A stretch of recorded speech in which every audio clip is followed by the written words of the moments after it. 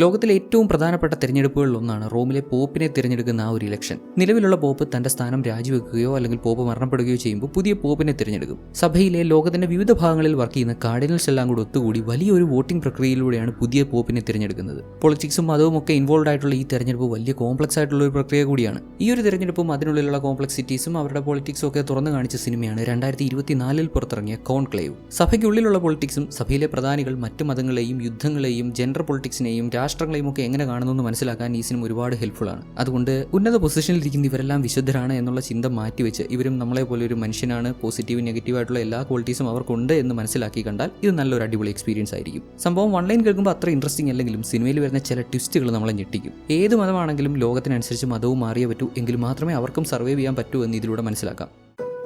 പടത്തിന്റെ തുടക്കത്തിൽ നമ്മുടെ കഥാനായകനായ കാർഡിനൽ തോമസ് വളരെയധികം വിഷമത്തോടെ വത്തിക്കാൻ പാലസിലേക്ക് പോകുന്നതാണ് നമുക്ക് കാണിച്ചു തരുന്നത്. എന്തെന്നാൽ സഭയുടെ നിലവിലത്തെ പോപ്പ് മരണപ്പെട്ടു, ഓർ ദൈവത്തിങ്കിലേക്ക് എടുക്കപ്പെട്ടു. അദ്ദേഹത്തിന്റെ വിയോഗ വാർത്ത അറിഞ്ഞ് അടുത്തുണ്ടായിരുന്ന കാർഡിനൽസ് എല്ലാം എത്രയും വേഗം വത്തിക്കാൻ പാലസിലേക്ക് എത്തുന്നു. സഭയിലെ ഏറ്റവും പ്രധാനപ്പെട്ട വ്യക്തിയാണ് പോപ്പ്. അദ്ദേഹത്തിന് തൊട്ട് താഴത്തെ സ്ഥാനത്ത് ഒരുപാട് കാർഡിനൽസ് ഉണ്ടാവും. സീനിയർ ബിഷപ്പുകളെയാണ് കാർഡിനൽസ് എന്ന് വിളിക്കുന്നത്. പോപ്പ് നേരിട്ടായിരിക്കും ഇവരെ നിയമിക്കുക. ലോകത്തിന്റെ വിവിധ രാജ്യങ്ങളിൽ സഭയ്ക്ക് വേണ്ടിയും ജനങ്ങളുടെ ക്ഷേമത്തിന് വേണ്ടിയും ഇവരിങ്ങനെ പ്രവർത്തിച്ചു പോരുന്നു. ഇവിടെ പൊളിറ്റിക്സ് മാത്രമല്ല മതവും കൂടെ ഇൻവോൾവ് ആയതുകൊണ്ട് തന്നെ ഓൾമോസ്റ്റ് എല്ലാ രാജ്യത്തും ഉണ്ടാവുമെന്ന് പറയുന്നതാവും ശരി. സഭ എവിടെയൊക്കെ ഉണ്ടോ അവിടെയൊക്കെ കാർഡിനൽസോ അതിന് താഴത്തെ പൊസിഷനിലുള്ള ആളുകളൊക്കെ ഉണ്ടാവും. പ്രധാന കാർഡിനൽസ് ഒക്കെ പോപ്പിന്റെ റൂമിലെത്തി പ്രാർത്ഥന നടത്തി. പോപ്പിന്റെ കയ്യിലുണ്ടായിരുന്ന മോതിരം ഊരി അതിലെ സിമ്പിൾ മാത്രം റിമൂവ് ചെയ്ത് മറ്റൊരു ബോക്സിൽ ഇട്ട് വെച്ചു. ഇദ്ദേഹമാണ് കാർഡിനൽ ആൽഡോ. മരണപ്പെട്ട പോപ്പിന് ഏറ്റവും അടുപ്പമുള്ള ഏറ്റവും ക്ലോസ് ആയിട്ടുള്ള കാർഡിനൽസിൽ രണ്ടുപേരാണ് ഈ ആൽഡോയും നമ്മുടെ തോമസും. മരണപ്പെട്ട പോപ്പും ആൽഡോയും ഇടയ്ക്കിടെ ചെസ് കളിക്കുന്ന ഓർമ്മകളൊക്കെ ആൽഡോ ഇങ്ങനെ പറയുന്നുണ്ട്. അദ്ദേഹവുമായി ചെസ് കളിച്ചിട്ട് ചെസ് ബോർഡ് താനങ്ങ് എടുത്തോട്ടെ എന്ന് ആൽഡോ ചോദിക്കുമ്പോൾ നമ്മുടെ തോമസും ഓഫ് കോഴ്സ് നിങ്ങൾക്ക് അത് എടുക്കാം. അല്ല, നിങ്ങളും അദ്ദേഹവും ഒരുപാട് തവണ ചെസ് കളിച്ചിട്ടുണ്ടല്ലോ, ആരാ വിജയിക്കാറ്? അത് പിന്നെ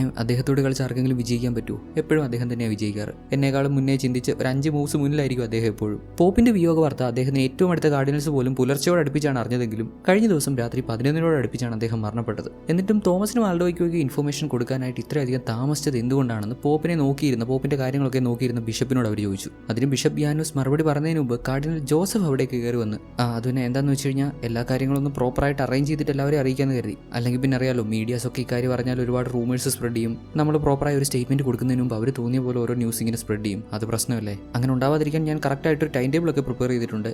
ഏതൊക്കെ സമയത്ത് സംഭവിച്ചു എന്ന് കൃത്യമായിട്ടൊരു ഓർഡർ ഉണ്ടാക്കിയിട്ടുണ്ട്. പിന്നെ പോപ്പ് മരിക്കുന്നതിന് മുമ്പ് അവസാനമായി നടത്തിയ മീറ്റിംഗ് ഞാനുമായിട്ടായിരുന്നു. ഇതെല്ലാം കൃത്യം ഓർഡറിലാക്കിയിട്ടുണ്ട്, നിങ്ങൾക്ക് തന്നെ പരിശോധിക്കാം. ഇന്നേരം ജോഷുവ എന്ന കാർഡിനൽ പോപ്പിന്റെ മീറ്റിംഗ്സ് അവസാന ദിവസത്തെ മീറ്റിംഗ്സ് കൂടി ഇൻക്ലൂഡ് ചെയ്ത് വേണം സ്റ്റേറ്റ്മെന്റ് കൊടുക്കാൻ എന്ന് പറയുന്നു. ഇതിലൂടെ പോപ്പിന്റെ അവസാന ദിവസം പോലും അദ്ദേഹം ഇത്രത്തോളം വർക്ക് ചെയ്തിരുന്നു എന്ന് പറയാലോ. അങ്ങനെയാണ് കാര്യങ്ങളൊക്കെ. ഇനിയിപ്പോൾ കോൺക്ലേവ് നടത്തി അടുത്ത പോപ്പിനെ തിരഞ്ഞെടുക്കണം. ഇത്തവണ കോൺക്ലേവ് നടത്താനുള്ള ഉത്തരവാദിത്വം പോപ്പിന്റെ പ്രിയപ്പെട്ടവനായിരുന്ന നമ്മുടെ കഥാനായകൻ കൂടിയായ തോമസിനാണ്. മരണപ്പെട്ട പോപ്പിന്റെ മുഖത്ത് ഒരു വെള്ള തുണി വിരിച്ച് അദ്ദേഹത്തിന്റെ ശരീരമെല്ലാം കവർ ചെയ്ത് അവിടുന്ന് മാറ്റുന്നു. പോപ്പിന്റെ റൂമെല്ലാം അടച്ചുപൂട്ടി അതെല്ലാം സീൽ ചെയ്തു. ഇനിയിപ്പോൾ പുതിയ പോപ്പിനെ തിരഞ്ഞെടുത്തു കഴിഞ്ഞ് ആ വ്യക്തി വേണം ആദ്യമായി ഈ സീല് പൊട്ടിച്ച് റൂമിൽ പ്രവേശിക്കാൻ. കട്ട് ചെയ്താൽ 3 ആഴ്ച കഴിഞ്ഞു. പുതിയ പോപ്പിനെ തിരഞ്ഞെടുക്കാനുള്ള കോൺക്ലേവ് അഥവാ വോട്ടിംഗ് നടക്കുന്നതിന്റെ തലേ ദിവസം കോൺക്ലേവ് നടത്തുന്ന ഹോളിൽ ആവശ്യമായ അറ്റകുറ്റപ്പണികളൊക്കെ നടത്തുന്നു. ഹോളിന്റെ മുകൾ ഭാഗത്തുള്ള ഒരു ജനാലയിലെ പ്രശ്നങ്ങളെല്ലാം പരിഹരിച്ച് കോൺക്ലേവിന് വേണ്ടി ഹോൾ പ്രിപ്പയർ ചെയ്യുവാണ്. ഇതെല്ലാം നമ്മുടെ കഥാനായകൻ കാർഡിനൽ തോമസിന്റെ നേതൃത്വത്തിലാണ് നടക്കുന്നത്. നിലവിൽ സഭയിലുള്ള ഏതെങ്കിലും ഒരു കാർഡിനലായിരിക്കും അടുത്ത പോപ്പാവുക. നമ്മുടെ കഥാനായകൻ തോമസ് ഉൾപ്പെടെ ലോകത്തിന്റെ വിവിധ രാജ്യങ്ങളിൽ സഭയ്ക്ക് വേണ്ടി വർക്ക് ചെയ്യുന്ന എല്ലാ കാർഡിനൽസും നാളെ ഇവിടെ ഒത്തുകൂടും. അവരിൽ നിന്ന് 3/2 ഭാഗം വോട്ട് കിട്ടുന്നത് ആരാണോ അവരായിരിക്കും അടുത്ത പോപ്പാവുക.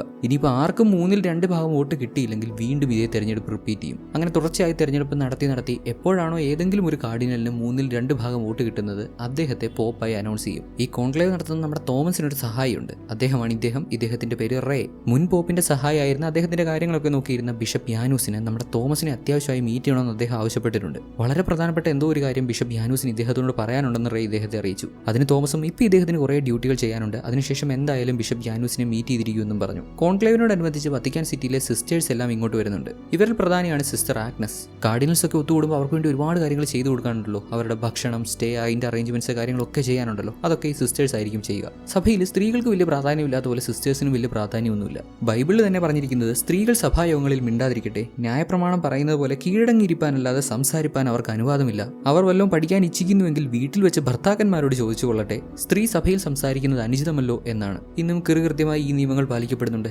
എല്ലാ കാര്യങ്ങളും തീരുമാനിക്കുന്നത് പുരോഹിതന്മാരാണ്, ആണുങ്ങളാണ്. ലോകത്തിന്റെ വിവിധ ഭാഗങ്ങളിൽ നിന്ന് കാർഡിനൽസ് എത്തിക്കൊണ്ടിരിക്കുന്നു. കോൺക്ലേവിന് പ്രവേശിച്ചു കഴിഞ്ഞാൽ പിന്നീട് അവർക്ക് പുറലോകവുമായി യാതൊരു ബന്ധവുമില്ല. പുതിയ പോപ്പ് ചുമതല ഏൽക്കുന്നത് വരെ പുറത്തേക്ക് ആരെയും കോൺടാക്ട് ചെയ്യാൻ പറ്റത്തില്ല, പുറത്തുള്ള ആരോടും സംസാരിക്കാൻ പറ്റത്തില്ല, ഒന്ന് ഫോൺ ചെയ്യാൻ പോലുള്ള പെർമിഷൻ ഇല്ല. കോൺക്ലേവ് തീരുന്നത് വരെ അതിനുള്ളിലായിരിക്കണം. അതുകൊണ്ട് തന്നെ സിഗരറ്റ് വലിക്കുന്ന കാർഡിനൽസ് എല്ലാം ഇപ്പോൾ വലിയാവുന്നതിന്റെ അത്രയും സിഗരറ്റ് വലിച്ചു കയറ്റിയിട്ടാണ് അകത്ത് കയറുന്നത്. എത്ര തവണ വോട്ടെടുപ്പ് നടത്തേണ്ടി വരുമെന്ന് അറിയത്തില്ലല്ലോ. ചിലപ്പോൾ ദിവസങ്ങളോളം അല്ലെങ്കിൽ ആഴ്ചകളോളം വരെ നീണ്ടുപോയേക്കാം. ഇലക്ഷനും അതിന്റെ പ്രൊസീജിയേഴ്സ് എല്ലാം കഴിഞ്ഞ് പുറത്തിറങ്ങിയിട്ടല്ലേ പിന്നൊന്ന് പോയിക്കാൻ പറ്റൂ. അതുകൊണ്ട് പോയിക്കുന്നവരൊക്കെ മാക്സിമം പോയിച്ചു. നിലവിലുള്ള കാർഡിനൽമാരിൽ ആർക്കാണോ 2/3 വോട്ട് കിട്ടുന്നത് അവരായിരിക്കും അടുത്ത പോപ്പ്. നമ്മുടെ കഥാനായകൻ തോമസ് ആഗ്രഹിക്കുന്നത് ഇദ്ദേഹത്തിന്റെ സുഹൃത്ത് കൂടിയായ ആൾഡോ അടുത്ത പോപ്പ് ആകണമെന്നാണ്. കാരണം ആൾഡോ അത്യാവശ്യം പുരോഗമന ചിന്തയൊക്കെ ഉള്ള ഒരു വ്യക്തിയാണ്. സഭയെ നല്ല രീതിയിൽ മുന്നോട്ട് നയിക്കാൻ കഴിവും പ്രാപ്തിയും ഒക്കെ ഉള്ളൊരു മനുഷ്യനാണ്. ആൾഡോ പോപ്പ് ആവണമെന്ന് തോമസ് ആഗ്രഹിക്കുന്ന പോലെ തന്നെ മറ്റു കുറച്ച് ആളുകൾ പോപ്പ് ആകരുതെന്നും ഇദ്ദേഹം ആഗ്രഹിക്കുന്നുണ്ട്. പ്രധാനമായും പഴയ രീതികൾ ഫോളോ ചെയ്യുന്നവർ, അതായത് ഒരുപാട് വർഷങ്ങൾക്ക് മുമ്പ് സഭ ചെയ്തിരുന്ന പോലെ മറ്റു മതങ്ങളോട് പോരാടുക, അവരോട് യുദ്ധം ചെയ്യുക, ഇങ്ങനെയുള്ള ആശയങ്ങളെയൊക്കെ പിന്തുണയ്ക്കുന്ന ആളുകൾ പോപ്പായാൽ അത് ദോഷം ചെയ്യുമെന്നാണ് തോമസ് കരുതുന്നത്. തീർച്ചയായും പുതിയ രീതിക്കനുസരിച്ച് പുതിയ പുതിയ മാറ്റങ്ങൾ കൊണ്ടുവന്നല്ലേ സഭയ്ക്ക് മുന്നോട്ട് പോകാൻ സാധിക്കൂ. മറ്റു മതങ്ങളെ എതിർക്കാനൊക്കെ പോയി അവരോട് യുദ്ധം ചെയ്ത്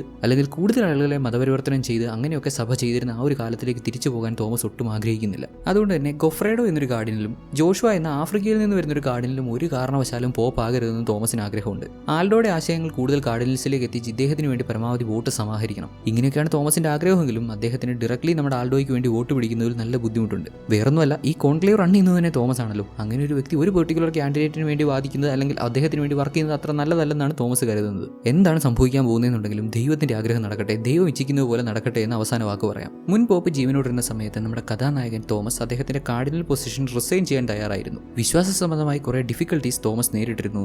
മനസ്സ് ശാന്തമല്ല, എന്തൊക്കെയോ തോന്നിയിരുന്നു. ഈവൻ ഒരു കാർഡിനലായി ഇദ്ദേഹത്തിന് പോലും ഇദ്ദേഹത്തിന്റെ വിശ്വാസത്തിൽ എന്തൊക്കെയോ പ്രശ്നങ്ങൾ നേരിടേണ്ടി വന്നിരുന്നു. അക്കാരണത്താൽ തന്റെ പദവിയിൽ നിന്ന് താൻ റിസൈൻ ചെയ്യുന്നതാണ് നല്ലത് എന്ന് കരുതി പോപ്പിനോട് സംസാരിച്ചിരുന്നു എന്ന് ഇദ്ദേഹം ആൾഡോയോട് പറയുന്നുണ്ട്. എന്നാൽ അന്ന് പോപ്പ് അതിന് സമ്മതിച്ചില്ല. ഈവൻ പോപ്പിന് പോലും വിശ്വാസ സംബന്ധമായിട്ടുള്ള പ്രശ്നങ്ങൾ ഉണ്ടായിരുന്നു എന്നും പറയുന്നുണ്ട്. അത് ദൈവത്തിലുള്ള വിശ്വാസത്തിലല്ല, സഭയിലുള്ള വിശ്വാസത്തിൽ. സഭയിൽ നടക്കുന്ന ചില സംഭവങ്ങളിലും സഭയുടെ നിയമങ്ങളിലും ഒക്കെ പോപ്പിന് കടുത്ത അതൃപ്തി ഉണ്ടായിരുന്നു. ഇക്കാര്യങ്ങളൊന്നും പോപ്പ് തുറന്നടിച്ച് സമ്മതിച്ചിട്ടില്ല. അദ്ദേഹത്തിന് ഏറ്റവും അടുത്ത ആൾഡോയോടും തോമസിനോടും ഒക്കെ ഷെയർ ചെയ്തിട്ടുണ്ടെന്നേ ഉള്ളൂ. ഇതിനൊക്കെ ശേഷം നമ്മുടെ കഥാനായകൻ തോമസ് ബിഷപ്പ് യാനൂസിനെ കാണാൻ ചെന്നു. യാനൂസിന് നമ്മുടെ തോമസിനോട് വളരെ പ്രധാനപ്പെട്ട എന്തോ കാര്യം പറയാനുണ്ടെന്ന് പറഞ്ഞിരുന്നല്ലോ. അതൊരു കൺഫെഷൻ ആയിരുന്നു. കുറച്ച് നാളായിട്ട് അദ്ദേഹത്തെ അലട്ടുന്ന വലിയൊരു പ്രശ്നം അദ്ദേഹത്തിന് തുറന്നു പറയണമെന്നുണ്ട്. അതെന്താന്ന് വെച്ചാൽ മുൻ പോപ്പിന്റെ അവസാനത്തെ മീറ്റിംഗ് കാർഡിനൽ ജോസഫിന്റെ കൂടെയാണെന്ന് പറയുന്നുണ്ടായിരുന്നല്ലോ. അന്നേ ദിവസം അതേ മീറ്റിംഗിൽ വെച്ച് കാർഡിനൽ ജോസഫിനെ പോപ്പ് അയോഗ്യനാക്കിയിരുന്നു. അതായത് കാർഡിനൽ പദവിയിൽ നിന്ന് അദ്ദേഹത്തെ പിരിച്ചുവിട്ടിരുന്നു. എന്നാൽ അതേ ദിവസം തന്നെ പോപ്പ് മരണപ്പെട്ടതുകൊണ്ട് ഇക്കാര്യം ഈ 3 പേരിലും മാത്രം ഒതുങ്ങിപ്പോയി. കാർഡിനൽ ജോസഫിനെ പദവിയിൽ നിന്ന് അയോഗ്യനാക്കി എന്നുള്ള കാര്യം ബിഷപ്പുമാരോടും പറയാൻ പോയില്ല. ഇപ്പോൾ കോൺക്ലേവ് ഒക്കെ നടക്കുമ്പോൾ കാർഡിനൽ ജോസഫ് അടുത്ത പോപ്പ് ആവാൻ സാധ്യത ഉണ്ടെന്ന് കേട്ടപ്പോൾ ബിഷപ്പിന് ഇക്കാര്യം മറച്ചു വെക്കാൻ തോന്നിയില്ല. എന്തുകൊണ്ടാണ് പോപ്പ് ജോസഫിനെ കാർഡിനൽ സ്ഥാനത്തുനിന്ന് മാറ്റിയെന്നുള്ള കാര്യം വ്യക്തമല്ല. എന്തുതന്നെയാണെങ്കിലും പോപ്പ് അത്ര കടുത്തൊരു തീരുമാനം എടുത്തിട്ടുണ്ടെങ്കിൽ ഒന്നുറപ്പാണ്, കാർഡിനൽ ജോസഫ് ഒരിക്കലും പോപ്പ് ആകാൻ അർഹനല്ല. അദ്ദേഹം എന്തോ വലിയ തെറ്റ് ചെയ്തിട്ടുണ്ട്. ഇനിയിപ്പോൾ കോൺക്ലേവ് നടക്കാൻ അധിക സമയമില്ല. ജനാലകൾ പോലും അടച്ചു മൂടിക്കൊണ്ടിരിക്കുന്നു. സിസ്റ്റേഴ്സ് ബിഷപ്പുമാർക്ക് വേണ്ട ഭക്ഷണമൊക്കെ കിച്ചണിൽ പ്രിപ്പയർ ചെയ്യുവാണ്. കോൺക്ലേവിൽ പങ്കെടുക്കാൻ ആഗ്രഹിക്കുന്ന കാർഡിനൽസ് ഒക്കെ ലോകത്തിന്റെ വിവിധ ഭാഗങ്ങളിൽ നിന്ന് ഇങ്ങനെ എത്തിക്കൊണ്ടിരിക്കുന്നു. ഈ ലാസ്റ്റ് മൊമെന്റിൽ കാർഡിനൽ ജോസഫിനെ പറ്റി ഇങ്ങനെ ഒരു ബോംബ് പൊട്ടിച്ചാൽ അതിന്റെ ഇമ്പാക്ട് വളരെ വലുതായിരിക്കും. എന്നാൽ ഇതിനെപ്പറ്റി തിരക്കാതിരിക്കാനും പറ്റത്തില്ല. തോമസിന് ഇക്കാര്യം അദ്ദേഹത്തിനോട് ചോദിച്ച് എന്തുകൊണ്ടാണ് പോപ്പ് അദ്ദേഹത്തെ പൊസിഷനിൽ നിന്ന് മാറ്റിയത് എന്ന് അറിഞ്ഞേ പറ്റൂ. ജോസഫിനോട് തന്നെ ഇക്കാര്യങ്ങളെ പറ്റി ചോദിക്കാൻ പോകുന്നതിനിടയ്ക്കാണ് മറ്റൊരു പ്രശ്നത്തെ പറ്റി തോമസ് അറിയുന്നത്. എന്താന്ന് വെച്ചാൽ ഇവരുടെ ലിസ്റ്റിലുള്ള കാർഡിനൽസ് കൂടാതെ ഒരു പുതിയ കാർഡിനൽ വന്നിരിക്കുന്നു. ഇങ്ങനെ ഒരു കാർഡിനൽ സഭയ്ക്കുണ്ടെന്നുള്ള കാര്യം ഇപ്പോഴാണ് ഇവരൊക്കെ അറിയുന്നത്. പുതിയ ആളുടെ പേര് വിൻസെന്റ് ബെനിറ്റസ്. അദ്ദേഹം അഫ്ഗാനിസ്ഥാനിലെ കാബൂളിൽ പ്രവർത്തിച്ചു വന്നിരുന്നു. ഇത്രയും നാളുകളായി ഇത് പോപ്പിന് മാത്രം അറിയാവുന്ന ഒരു രഹസ്യമായിരുന്നു. ഇങ്ങനെ ഒരു കാർഡിനൽ ഉണ്ടെന്നും അദ്ദേഹം കാബൂളിൽ മിഷണറി പ്രവർത്തനങ്ങൾ നടത്തി വരികയായിരുന്നു എന്ന് പറയുമ്പോൾ മറ്റൊന്നുമല്ല, പല ആളുകൾക്കും ഇവരുടെ ദൈവത്തിന്റെ കാര്യങ്ങളൊക്കെ ഇങ്ങനെ പറഞ്ഞു കൊടുത്ത് ഇവരുടെ മതത്തിലേക്ക് ആളുകളെ ചേർക്കുക, അങ്ങനെയുള്ള കാര്യങ്ങളും പരിപാടികളൊക്കെ. അതും അഫ്ഗാനിസ്ഥാനിൽ ക്രിസ്ത്യാനിറ്റിക്ക് ഇത്രയധികം വെല്ലുവിളികൾ നേരിടുന്ന, അതും മറ്റു മതങ്ങളിൽ നിന്ന് യുദ്ധങ്ങൾ പോലും നേരിടേണ്ടി വരുന്ന അവിടെ പ്രവർത്തിച്ചിട്ടുള്ള ഒരു മനുഷ്യനാണ് വിൻസെന്റ്. ലീഗലി ഇദ്ദേഹം ഒരു കാർഡിനലാണ്. മുൻ പോപ്പ് ഇതൊരു രഹസ്യമാക്കി വെച്ചിരുന്നെങ്കിലും ഇദ്ദേഹത്തിനും ഇലക്ഷനിൽ വോട്ട് ചെയ്യാൻ സാധിക്കും. ഓൾറെഡി ലിസ്റ്റ് ചെയ്യപ്പെട്ടിട്ടുള്ള കാർഡിനൽസിലെല്ലാം പുതിയ കാർഡിനലായിട്ടുള്ള നമ്മുടെ വിൻസെന്റിനെ പരിചയപ്പെടുത്തി ഇദ്ദേഹത്തോട് തന്നെ ആഹാരമൊക്കെ കഴിക്കുന്നതിന് മുമ്പ് പ്രാർത്ഥിക്കാനും ആവശ്യപ്പെട്ടു. വിൻസെന്റ് പ്രാർത്ഥിക്കുമ്പോൾ അദ്ദേഹം എല്ലാവർക്കും വേണ്ടി പ്രത്യേകം എടുത്ത് പ്രാർത്ഥിക്കുന്നുണ്ട്. ഈവൻ ഇവിടെ ഫുഡ് ഉണ്ടാക്കിയ സിസ്റ്റേഴ്സിന് വേണ്ടി ഇവരെ പ്രാർത്ഥിക്കുന്നുണ്ട്. അത് കേട്ടപ്പോൾ സിസ്റ്റേഴ്സിന്റെ ഹെഡ് ആഗ്നസിന് എന്തെന്നില്ലാത്ത സന്തോഷം. കാരണം ഇതിനു മുമ്പൊക്കെ മറ്റേത് കാർഡിനൽ പ്രാർത്ഥിച്ചാലും ഇങ്ങനെ പ്രത്യേകം സിസ്റ്റേഴ്സിന് വേണ്ടി എടുത്ത് പ്രാർത്ഥിക്കാറില്ലായിരുന്നു. സിമ്പിളായിട്ട് ഒരു ചടങ്ങ് എന്നുള്ള രീതിയിൽ അവർ യൂഷ്വലി ചെയ്തിരുന്ന പോലെ എല്ലാവർക്കും വേണ്ടി ഒറ്റയടിക്ക് പ്രാർത്ഥിച്ചങ്ങ് പോകും. ഇവിടെ വിൻസെന്റിന്റെ പ്രാർത്ഥനയും സംസാര രീതിയൊക്കെ കേട്ടപ്പോൾ അദ്ദേഹം എല്ലാവർക്കും തുല്യ പ്രാധാന്യം കൊടുക്കുന്നുണ്ടെന്ന് ഇവർക്ക് മനസ്സിലായി. അഫ്ഗാനിസ്ഥാൻ പോലൊരു സ്ഥലത്തല്ലേ അദ്ദേഹം വർക്ക് ചെയ്തിരുന്നത്. വളരെ പ്രതിസന്ധികളെ നേരിടേണ്ടി വന്നിട്ടുണ്ടാവും. സഭയ്ക്ക് വേണ്ടി ഒരുപാട് സഹിച്ചിട്ടുണ്ടാവും. അങ്ങനെ ഒരാൾ പോപ്പാവുന്നത് എന്തുകൊണ്ട് നല്ലതാണെന്ന് ഒരു പക്ഷേ സിസ്റ്ററിന് തോന്നിയിട്ടുണ്ടാവാം. ശേഷം എല്ലാവരും ഒരുമിച്ചിരുന്ന് ഫുഡ് കഴിക്കുമ്പോൾ കാർഡിനൽ ഗോഫ്രെഡോ നമ്മുടെ തോമസിനെ വിളിച്ച് അദ്ദേഹത്തിന്റെ അടുത്തിരുത്തി സംസാരിക്കും. പുള്ളിക്കാരൻ പഴയ രീതികൾ ഫോളോ ചെയ്യാൻ ആഗ്രഹിക്കുന്ന ഒരു വ്യക്തിയാണല്ലോ. അദ്ദേഹത്തെ സംബന്ധിച്ചിടത്തോളം റോമാണ് എല്ലാം. ഇറ്റാലിയൻ പീപ്പിൾ, നമ്മുടെ സംസ്കാരം എല്ലാം നമ്മുടെ ആളുകൾക്ക് വേണം. ഇങ്ങനെയാണ് പുള്ളിയുടെ ഒരു രീതി. അതുകൊണ്ട് തന്നെ അടുത്ത പോപ്പ് ഒരു ഇറ്റാലിയൻ ആവണമെന്ന് പുള്ളിക്കാരൻ നിർബന്ധമുണ്ട്. അതുകൊണ്ട് തന്നെ പരമാവധി കാർഡിനൽസിനെ സ്വാധീനിച്ച് വിജയിക്കാനും ഇദ്ദേഹം ശ്രമിക്കുന്നുണ്ട്. ഗോഫ്രെഡോ എങ്ങനെ വിജയിച്ചാൽ സഭ ഒരുപാട് കൊല്ലം പുറകോട്ട് പോകും. ഇന്നത്തെ കാലത്ത് പഴയ രീതിയും കെട്ടിപ്പിടിച്ചുകൊണ്ടിരുന്ന വല്ല കാര്യമുണ്ടോ? ഒരു കാര്യമില്ല. എങ്ങനെയും ഗോഫ്രെഡോയ്ക്ക് വിജയിക്കുകയേ പറ്റൂ. ഇദ്ദേഹത്തിനല്ലാതെ വിജയ സാധ്യത കൂടുതലുള്ള മറ്റൊരാൾ ജോഷുവ ആണ്. ആഫ്രിക്കയിൽ നിന്നുള്ളൊരു കാർഡിനൽ, അതൊരു കറുത്ത വർഗ്ഗക്കാരൻ. അവൻ പോപ്പായാൽ ഒട്ടും ശരിയാവത്തില്ലെന്നാണ് ഗോഫ്രെഡോ പറയുന്നത്. ഈ പറയുന്ന ജോഷുവയും പഴയ രീതികളിൽ തന്നെ ചിന്തിക്കുന്ന വ്യക്തിയാണ്. തോമസിനെ സംബന്ധിച്ചിടത്തോളം ഗോഫ്രെഡോ ആണെങ്കിലും ജോഷു വിശ്വാസമാണെങ്കിലും രണ്ടുപേരും പോപ്പ് സ്ഥാനം അർഹിക്കുന്നില്ല. ഗോഫ്രഡോ ഈ പറഞ്ഞൊക്കെ കേട്ടിട്ട് നമ്മുടെ തോമസ് ആൾഡോയെ സപ്പോർട്ട് ചെയ്യുന്ന ആളുകളെയും ഒക്കെ വിളിച്ചു കൂട്ടി ഒരു പ്രൈവറ്റ് ആയിട്ടുള്ള ഒരു ചർച്ച നടത്തുന്നുണ്ട്. ഇപ്പോഴത്തെ ഇവരുടെ കണക്കുകൂട്ടൽ അനുസരിച്ച് നമ്മുടെ ആൾഡോയ്ക്ക് ഏതാണ്ട് 20-നും 25-നും ഇടയ്ക്ക് വോട്ട് കിട്ടാനുള്ള സാധ്യതയുണ്ട്. വിജയിക്കാൻ അത് പോരാ, മിനിമം 72 വോട്ടെങ്കിലും വേണം വിജയിക്കാൻ. ആദ്യ റൗണ്ടിൽ ആരും വിജയിക്കാനുള്ള സാധ്യതയില്ല.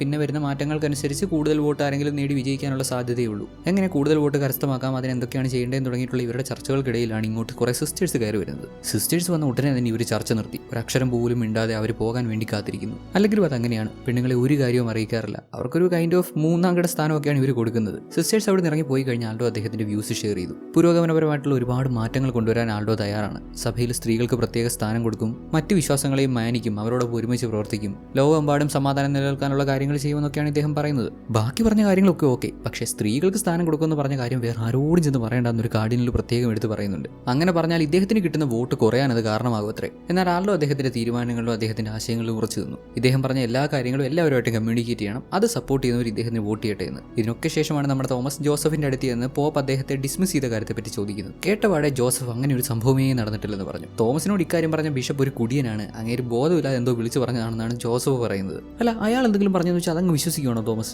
ഞാനും പോപ്പായിട്ടുള്ള മീറ്റിംഗിന് ഞങ്ങളുടെ കൂടെ മൊറാലസ് ഉണ്ടായിരുന്നു, നിങ്ങൾക്ക് വേണേൽ അദ്ദേഹത്തോട് തിരക്കാലോ. ഇതിപ്പോൾ കോൺക്ലേവ് റൺ ചെയ്യുന്ന ആൾ നിങ്ങളായതുകൊണ്ട് തന്നെ നിങ്ങൾക്ക് മാത്രമല്ലേ പുറത്തോട്ട് കമ്മ്യൂണിക്കേറ്റ് ചെയ്യാൻ പറ്റുള്ളൂ. പ്ലീസ് മൊറാലസിനോട് കാര്യം തിരക്കൂ. പോപ്പ് എന്നെ ഡിസ്മിസ് ഒന്നും ചെയ്തിട്ടില്ലെന്നേ. ജോസഫ് പോപ്പുമായിട്ട് ഫൈനൽ മീറ്റിംഗിൽ എന്താണ് ഡിസ്കസ് ചെയ്തതെന്ന് പോലും അദ്ദേഹം പറയുന്നില്ല. അത് പോപ്പും താനും മൊറാലസും മാത്രം അറിഞ്ഞാൽ മതി, അതൊരു പ്രൈവറ്റ് കോൺവെർസേഷൻ ആണെന്ന് പറയുന്നു. ശേഷം അടുത്ത ദിവസം, കോൺക്ലേവിന്റെ ആദ്യ ദിവസം, വോട്ടെടുപ്പ് തുടങ്ങുന്നതിന് മുമ്പ് തോമസ് സെന്റ് പോളിനെ കോട്ട് ചെയ്ത് കുറച്ച് കാര്യങ്ങൾ പറയുന്നുണ്ട്. എന്നാൽ സഭ ഡൈവേഴ്സിഫൈഡ് ആണ്. ഒരേ തരത്തിലുള്ള ആളുകൾ മാത്രമല്ല സഭയിലുള്ളത്. ലോകത്തിന്റെ വിവിധ ഭാഗങ്ങളിൽ നിന്നുള്ള, വിവിധ രാഷ്ട്രങ്ങളിൽ നിന്നുള്ള, വിവിധ വർണ്ണങ്ങളിലുള്ള ഒരുപാട് ആളുകൾ സഭയിൽ വിശ്വസിക്കുന്നുണ്ട്, ദൈവത്തിൽ വിശ്വസിക്കുന്നുണ്ട്. ഏതൊരു കാര്യമാണെന്നുണ്ടെങ്കിലും അതിൽ പൂർണ്ണമായ ഒരു ഉറപ്പ്, ഒരു സെർട്ടിനിറ്റി ഉണ്ടാവരുതെന്നാണ് ഇദ്ദേഹം പറയുന്നത്. എന്തുകൊണ്ടെന്നാൽ ഇപ്പോൾ ഒരു വ്യക്തി ഒരു പെർട്ടിക്കുലർ കാര്യത്തിൽ അടിയുറച്ച് വിശ്വസിക്കുന്നു എന്ന് നോക്കുക. അങ്ങനെയെങ്കിൽ അദ്ദേഹത്തിന്റെ വിശ്വാസത്തിനെതിരായിട്ട് ആരെന്ത് പറഞ്ഞാലും അദ്ദേഹം അക്സെപ്റ്റ് ചെയ്യത്തില്ല. നിറഞ്ഞു തുളുമ്പി നിൽക്കുന്ന ഒരു ഗ്ലാസ് പോലെ ആയിരിക്കും പുള്ളിയുടെ മനസ്സ്. അതിലേക്ക് പുതിയ അറിവുകൾ ഒഴിച്ചു കൊടുക്കാൻ ശ്രമിച്ചാൽ അദ്ദേഹത്തിന് അക്സെപ്റ്റ് ചെയ്യാൻ സാധിക്കത്തില്ല. ചില ആളുകളുണ്ടല്ലോ, ഒരു പെർട്ടിക്കുലർ തീരുമാനം എടുത്തു കഴിഞ്ഞാൽ പിന്നെ അതിൽ നിന്ന് ആരൊക്കെ എന്തൊക്കെ പറഞ്ഞാലും മാറത്തില്ല. ഒരുപക്ഷെ അപ്പുറത്ത് നിൽക്കുന്ന ആൾ പറഞ്ഞു കൊടുക്കുന്നത് വാലിഡ് പോയിന്റ് ആണെങ്കിലും ഇവർ ഒരിക്കലും അക്സെപ്റ്റ് ചെയ്യത്തില്ല. അങ്ങനെ സഭയിൽ ഉണ്ടാവാൻ പാടില്ലെന്നാണ് തോമസ് പറയുന്നത്. ഒരുപാട് വർഷങ്ങൾക്ക് മുമ്പുണ്ടായിരുന്ന പഴയ രീതിയും പിടിച്ചുകൊണ്ടിരുന്നാൽ ഇന്നത് വിലപ്പോകില്ല. ഈവൻ ജീസസ് പോലും എന്റെ ദൈവമേ നീ എന്നെ ഉപേക്ഷിച്ചത് എന്ത് എന്ന് അദ്ദേഹത്തിന്റെ കുരിശുമരണ സമയത്ത് പറയുന്നുണ്ട്. അതേപോലെ പല സമയത്തും നമുക്ക് നമ്മുടെ വിശ്വാസങ്ങളെ ചോദ്യം ചെയ്യേണ്ടതായി വരും, സംശയിക്കേണ്ടതായി വരും. ആ ഉറപ്പില്ലായ്മയാണ് നമ്മുടെ വിശ്വാസത്തിന്റെ അടിത്തറ. ഏതൊരു കാര്യത്തിലും നിങ്ങൾക്ക് പൂർണ്ണമായ ഒരു ഉറപ്പുണ്ടെങ്കിൽ പിന്നെ വിശ്വാസത്തിന് എന്ത് പ്രസക്തി? ദൈവമുണ്ട് എന്ന് തീർച്ചയാണെങ്കിൽ പിന്നെ അതിൽ വിശ്വസിക്കേണ്ട ആവശ്യമുണ്ട്. ദൈവത്തെ ആരാധിച്ചാൽ പോരെ? പൂർണ്ണ ബോധ്യമുണ്ടെങ്കിൽ ഞാനൊരു വിശ്വാസിയാണ്, ഞാനിതിൽ വിശ്വസിക്കുന്നു എന്ന് എപ്പോഴും പറയേണ്ട ആവശ്യമില്ലല്ലോ. നമ്മളെല്ലാം വിശ്വാസികളാണ്. നമ്മുടെ വിശ്വാസത്തിൽ നമുക്ക് സംശയങ്ങൾ തോന്നിയിരിക്കാം, അതിനെ ചോദ്യം ചെയ്തിരിക്കാം. ഇതൊക്കെ ഇതിന്റെ ഭാഗമാണ്. വരുത്തേണ്ട മാറ്റങ്ങൾ വരുത്തി ഈ സംശയത്തെയൊക്കെ അതിജീവിച്ച് വേണം നമുക്ക് മുന്നോട്ട് പോകാൻ. തോമസിന്റെ ഈ വാക്കുകൾ മറ്റ് കാർഡിനൽസിനിടയിൽ അദ്ദേഹത്തിന്റെ ഒരു പ്രത്യേക മതിപ്പുണ്ടാക്കി കൊടുക്കുന്നുണ്ട്. ഒരു കാൻഡിഡേറ്റിന്റെ പേര് പോലും പ്രത്യേകം സ്പെസിഫൈ ചെയ്യാതെ അദ്ദേഹം പറയേണ്ട കാര്യങ്ങൾ പറഞ്ഞു വെച്ചു. അങ്ങനെ വോട്ടെടുപ്പിന്റെ ആദ്യ റൗണ്ട് കാർഡിനൽസിലെല്ലാം ബാലറ്റ് പേപ്പർ കൊടുത്തു. അവരാരെയാണോ പോപ്പായി കാണാൻ ആഗ്രഹിക്കുന്നത് അവരുടെ പേര് വായിക്കാൻ പറ്റുന്ന രീതിയിൽ അതിൽ എഴുതി വെക്കണം. എല്ലാവരും വോട്ട് ചെയ്യുന്നു. നമ്മുടെ ഹീറോ ആൽഡോയ്ക്കാണ് വോട്ട് ചെയ്യുന്നതെന്ന് കാണാം. ആദ്യ റൗണ്ട് പൂർത്തിയായി വോട്ട് എണ്ണുമ്പോൾ നമ്മുടെ ഹീറോ തോമസിന് വോട്ട് കിട്ടിയിട്ടുണ്ട്. ആൽഡോയ്ക്ക്, ജോഫ്രഡോയ്ക്ക്, ജോഷോയ്ക്ക്, ജോസഫിന്, ഈവൻ കാബൂളിൽ നിന്ന് വന്ന കാർഡിനലായിട്ടുള്ള വിൻസെന്റിന് പോലും വോട്ട് കിട്ടുന്നുണ്ട്. ഏറ്റവും കൂടുതൽ വോട്ട് കിട്ടിയിരിക്കുന്നത് ആഫ്രിക്കയിൽ നിന്ന് വന്ന കാർഡിനൽ ജോഷോയ്ക്കാണ്. അദ്ദേഹത്തിന് 21 വോട്ടാണ് കിട്ടിയത്. രണ്ടാം സ്ഥാനത്ത് ഗൊഫ്രഡോ ആണ്, അദ്ദേഹത്തിന് 18 വോട്ട്. മൂന്നാം സ്ഥാനത്തുള്ള ആൽഡോയ്ക്ക് 17ഉം 4ാം സ്ഥാനത്ത് ഇരിക്കുന്ന ജോസഫിന് 16 വോട്ടുകൾ. നമ്മുടെ കഥാനായകൻ ലോറൻസിന് 5 വോട്ടുകൾ കിട്ടുന്നുണ്ട്. ഇതിലൊന്നും പെടാതെ 31 കാർഡിനൽസിന് ഓരോ വോട്ട് വീതവും കിട്ടിയിട്ടുണ്ട്. മുഴുവൻ 108 വോട്ട് എണ്ണി കഴിഞ്ഞപ്പോഴും ആർക്കും 72 വോട്ട് കിട്ടിയിട്ടില്ല.